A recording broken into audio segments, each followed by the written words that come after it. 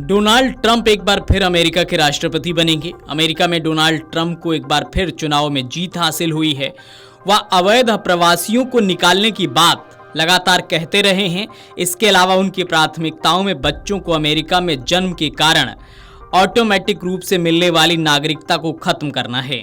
इससे बड़ी संख्या में भारतीय भी प्रभावित होंगे। पहले ही दिन इससे जुड़े आदेश पर हस्ताक्षर करने की ट्रंप की योजना है। यह आदेश सिर्फ उन्हीं बच्चों पर लागू नहीं होगा जिनके माता पिता अवैध अप्रवासी हैं, बल्कि यह उससे भी आगे बढ़ेगा।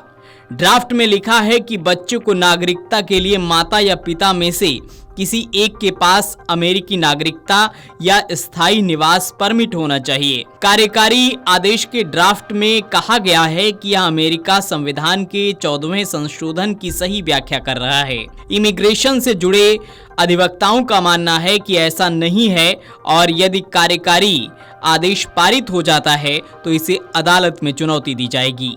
एक रिपोर्ट के मुताबिक इमिग्रेशन अटॉर्नी राजीव खन्ना ने बताया कि ट्रंप का प्लान अमेरिका में पैदा हुए बच्चों को ऑटोमेटिक नागरिकता न देने का है। ये साफ तौर से अमेरिकी संविधान के 14वें संशोधन का उल्लंघन है। ट्रंप की गलत व्याख्या के खिलाफ सुप्रीम कोर्ट के फैसले हैं। इमिग्रेशन के वकील का कहना है कि इस फैसले के खिलाफ निश्चित तौर पर मुकदमा चलाया जाएगा, क्योंकि ये 14वें संशोधन का उल्लंघन है।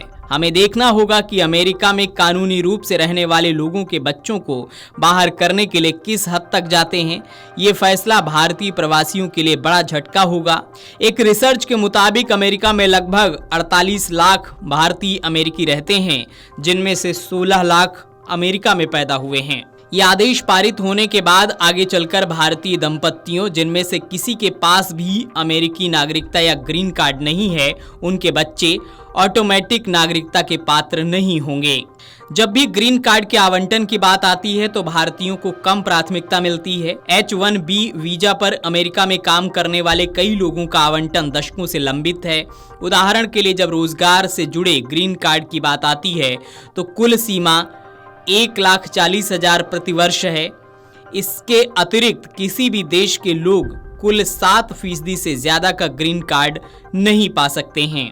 फिलहाल इस तरह की कई परेशानियां भारतीयों के सामने खड़ी हो सकती हैं जब राष्ट्रपति डोनाल्ड ट्रंप शपथ लेंगे। उसके बाद फिलहाल डोनाल्ड ट्रंप को बधाई देने वालों का तांता लगा हुआ है। पूरी दुनिया से डोनाल्ड ट्रंप को जीत के लिए बधाई मिल रही है। अमेरिकी राष्ट्रपति डोनाल्ड ट्रंप राष्ट्रपति का चुनाव जीत चुके हैं। कांग्रेस नेता और लोकसभा के विपक्ष के नेता राहुल गांधी ने ट्रंप को पत्र लिखकर उनकी जीत पर बधाई दी है। उन्होंने निवर्तमान उपराष्ट्रपति कमला हैरिस को भी पत्र लिखा है। अपने लेटर में कांग्रेस नेता ने उनके जोशीले राष्ट्रपति चुनाव कैंपेन की सराहना की है। कांग्रेस नेता राहुल गांधी ने अमेरिका के नवनिर्वाचित राष्ट्रपति को लिखे पत्र में डोनाल्ड ट्रंप को उनकी दूसरी चुनावी जीत पर बधाई दी है और ट्रंप प्रशासन के दूसरे कार्यकाल में भारत अमेरिका के बीच मजबूत संबंधों की बात कही है। राहुल ने कहा है कि भारत और अमेरिका के बीच ऐतिहासिक मित्रता है जो लोकतांत्रिक मूल्यों के प्रति हमारी प्रतिबद्धता पर आधारित है।